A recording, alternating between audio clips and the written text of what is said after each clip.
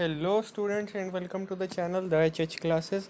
अगर आप मेरे चैनल पर नए आए हैं तो मेरे चैनल को सब्सक्राइब कर लें और बेल आइकन को प्रेस कर लें ताकि मेरे चैनल के नोटिफिकेशंस आपको मिलते रहें।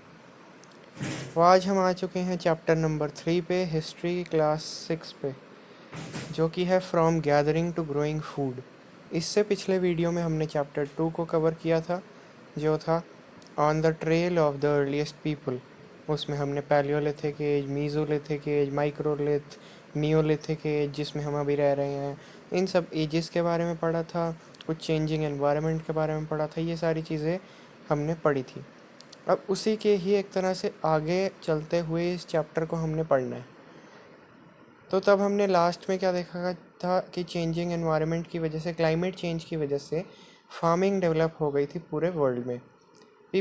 People plants and how they grow. तो लोग ये ऑब्जर्व करते थे, देखते थे ध्यान से कि प्लांट्स कैसे ग्रो हो रहे हैं, और ग्रेजुअली उन्होंने भी क्रॉप्स को ग्रो करना शुरू कर दिया। ये ऑब्ज़र्व करते करते कि वो सीड्स पहले डलते हैं, फिर उसके बाद वो धीरे धीरे करके उसमें पानी डलता है, और फिर धूप की प्रेजेंस में वो उग जाते हैं।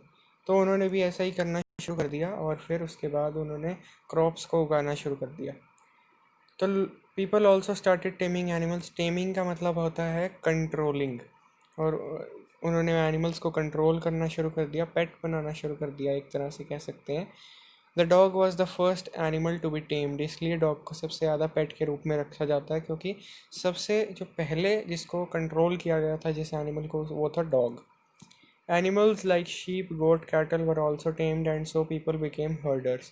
तो इसलिए लोगों ने शीप को, गोट को, कैटल को, ताकि उनकी रेयरिंग करके, उनकी एनिमल हस्बेंड्री करके, उनसे जो शीप से जैसे कि वूल मिल जाती थी उन्हें, और वो दूध भी ले लेते थे कैटल वगैरह से, काओ से, उन सबको पालने लगे थे, और वो हर्डर्स बन गए थे। मतलब एक जगह से दूसरी जगह जाते थे, अपने सारे एनिमल्स को एक साथ लेकर के जाते थे। Grains were used as seeds, as food and also as gifts. अब ग्रेन्स को कैसे कैसे यूज़ किया जाता था? सीड्स की फॉर्म में यूज़ किया जाता था। अब उनसे और भी प्लांट्स उगा सकते थे, जैसे कि वीट को उगाने के लिए वीट ग्रेन्स का यूज़ किया जाता था, पल्सिस का यूज़ किया जाता था उन्हें बोने के लिए, और बो दिया जाता था, फिर उसके बाद वो उग जाते थे। उसको खाने के रूप में भी यूज़ किया जाता था, उनसे रोटी बनाई जाती होगी। अभी उसके कुछ एविडेंसेस हमारे पास तो नहीं है, लेकिन उससे ही रोटी बनाई जाती होगी, आटा गूंदा जाता होगा, और उसे फूड के तौर पर यूज़ किया जाता होगा। फिर उसके बाद गिफ्ट्स के तौर पर भी यूज़ किया जाता था, कि लोग एक दूसरे को ग्रेन्स गिफ्ट करते थे तब, क्योंकि गिफ्ट शॉप्स नहीं होती थी, और ग्रेन्स ही एक ऐसे माध्यम होते थे जिनको वो एक दूसरे को गिफ्ट करके as a source of food वो गिफ्ट कर सकते थे।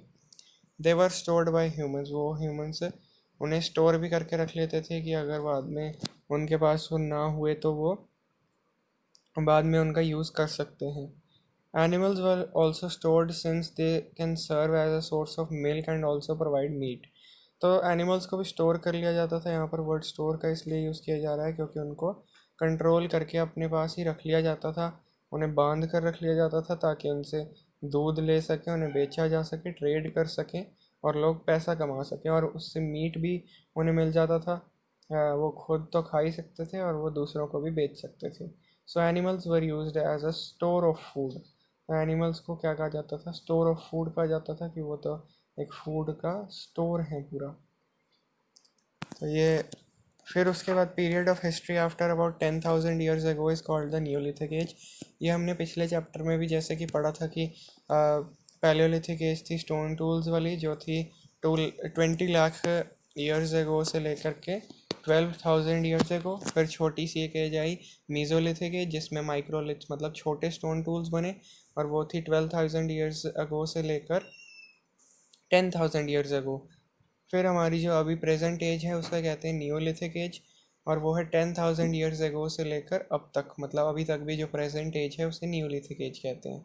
जो आने वाली एजेस होंगी अभी उनके बारे में हमें पता नहीं है उनके क्या नाम रखे जाएंगे। Mortars and pestles and other tools of the neolithic age have also been found. तो मोटर्स, ये सारे जो टूल्स हैं, पेस्टल्स, और बहुत सारे जो अलग टूल्स हैं नियोलिथिक एज के, मतलब इसी एज के 10,000 साल पुराने तक के, वो सारे भी मिलते रहे हैं time to time. People grew cotton by this time and so weaving of clothes had begun. तो इस टाइम तक लोगों ने कॉटन उगानी शुरू कर दी थी और इसलिए इस टाइम तक क्लोथ्स की वीविंग मतलब कि क्लोथ्स को बुनना और क्लोथ्स को बनाना शुरू कर दिया था. कपड़े बुनना और कपड़े बनाना लोगों ने शुरू कर दिया था. Many farmers and herders lived in groups.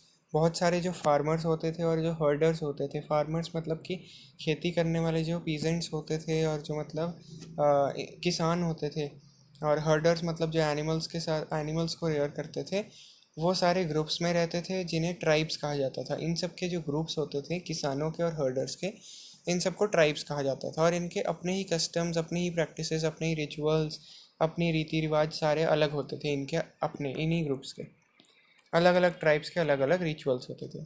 Mehrgarh एक जगह का नाम है, इसके बारे में यहाँ पर बताया गया है.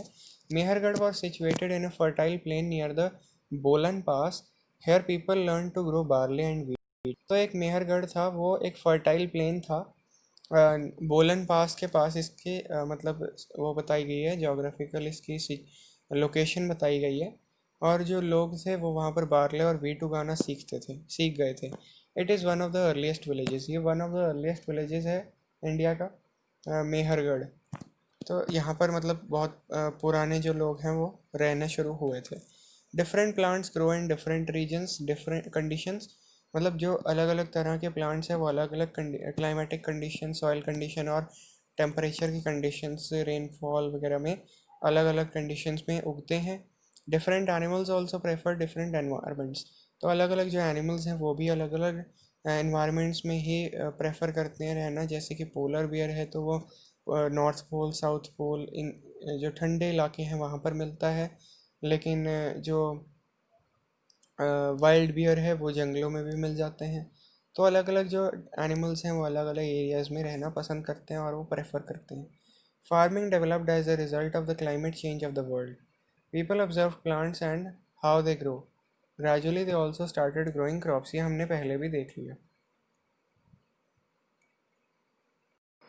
सम sites have given evidence of farmers and herders. बहुत सारी साइट्स पर फार्मर्स और हर्डर्स के एविडेंस भी मिले हैं कि वो वहाँ पर आया करते थे.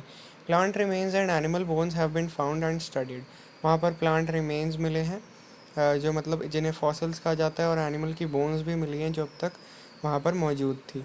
तो उनको स्टडी किया गया. उनके बेस पर ये पता लगाया गया कि पहले कैसे लोग रहा करते थे और क्या किया करते थे. Archaeologists have found traces of huts or houses at some sites. Archaeologist ने मतलब बहुत जो हट्स और हाउसेस के जो ट्रेसेस हैं उनको भी देखा है कुछ साइट्स पे. Pit houses were built by digging into the ground. जो पिट हाउसेस मतलब गड्ढेदार घर होते थे, गड्ढों में घर बनाए जाते थे. उनको ग्राउंड को खोद लिया जाता था, फिर उसके बाद पिट हाउसेस बना लिए जाते थे. On excavation levels are found which indicate chronology order of events. मतलब कि हम जब पुराने उसको स्टडी करते हैं, पुराने जो रिमेन्स हैं उनको स्टडी करते हैं, तो ये जो लेवल्स पाए जाते हैं कि अलग अलग लेवल पे अलग अलग टाइम पे हमें जो चीज़ें मिली हैं उनसे हम ये पता लगा पाते हैं कि कौन से इवेंट पहले हुए थे और कौन से इवेंट बाद में. ऑर्डर एक हम पता लगा सकते हैं. क्रोनोलॉजी मतलब कि एक ऑर्डर ऑफ इवेंट्स की कौन सा इवेंट पहले हुआ और कौन सा इवेंट उसके बाद हुआ. In Mehrgarh remains of houses have been found. Mehrgarh की जैसे कि हमने विलेज की बात की जो बहुत पुराना विलेज है. रिमेन्स ऑफ हाउस, वहाँ पर बहुत सारे हाउसेस के रिमेन्स मिले हैं. दे हैड 4 और मोर कंपार्टमेंट्स. उसमें 4 या उससे ज़्यादा कंपार्टमेंट्स होते थे. Several burial sites have been found in Mehrgarh. वहाँ पर बरियल साइट्स मतलब कि जहाँ पर किसी चीज़ को बरी किया जाता हो उसे बरियल साइट बोलते थे, और वो मेहरगढ़ में बहुत सारी पाई जाती हैं. Stone tools a stone called jadeite etcetera have been found in Daojali Hading near the Brahmaputra valley. तो स्टोन टूल्स, और इसमें स्पेसिफिकली यहाँ पर दिया हुआ है स्टोन एक जेडाइट के नाम से. वो डाओजाली हेडिंग ब्रह्मपुत्र वैली के पास एक जगह थी डाओजाली हेडिंग, वहाँ पर ये पाया जाता था. अब डोमेस्टिकेशन क्या होता है? Taming of animals. मतलब जब हम उस एनिमल्स को कंट्रोल कर लेते हैं कुछ पर्पसेस के लिए, उसे डोमेस्टिकेशन कहा जाता है। फॉसिल वुड, एंशियंट वुड जिसको हार्डन किया जाता है स्टोन में बदलने के लिए, और उसे फॉसिल वुड कहा जाता है। Layers of a mount formed by various waste material over hundreds of years are called levels. तो जो लेयर्स हैं माउंट की वेस्ट मटेरियल से जो बनी हुई हैं, बहुत सारे सेंचुरीज पहले से, उन्हें लेवल्स कहा जाता है। नियोलिथिक एज हमने पहले ही पिछले चैप्टर में भी पढ़ लिया है। ट्राइब्स भी हमने अभी पढ़ा कि बहुत सारे जो फार्मर्स और हर्डर्स जो ग्रुप्स में रहते हैं जिन्हें ट्राइब्स कहा जाता था। फिर 12,000 साल पहले से क्या हुआ, डोमेस्टिकेशन की शुरुआत हुई। मतलब कि 12,000 साल पहले लोगों ने एनिमल्स को कंट्रोल करना शुरू कर लिया और प्लांट्स को, क्रॉप्स को उगाना शुरू कर लिया अपने लाइफ को इजी बनाने के लिए। फिर 10,000 साल पहले क्या हुआ, neolithic age neolithic age start हो गई। मतलब जो अभी हमारी प्रेजेंट एज चल रही है वो भी नियोलिथिक एज है। फिर 8,000 साल पहले मेहरगढ़ की जो सेटलमेंट्स हैं उसकी शुरुआत हो गई थी कि वहाँ पर हाउसेस बनने स्टार्ट हो गए थे, पिट हाउसेस और बाकी तरह के भी हाउसेस बनने शुरू हो गए थे जिसमें 4 या 4 से ज़्यादा कंपार्टमेंट्स होती थी। So this is the end of the video. इस वीडियो में हमने पूरा चैप्टर इसको कवर कर लिया है, हिस्ट्री को, चैप्टर 3 को। अब नेक्स्ट वीडियो में हम करेंगे चैप्टर नंबर 4।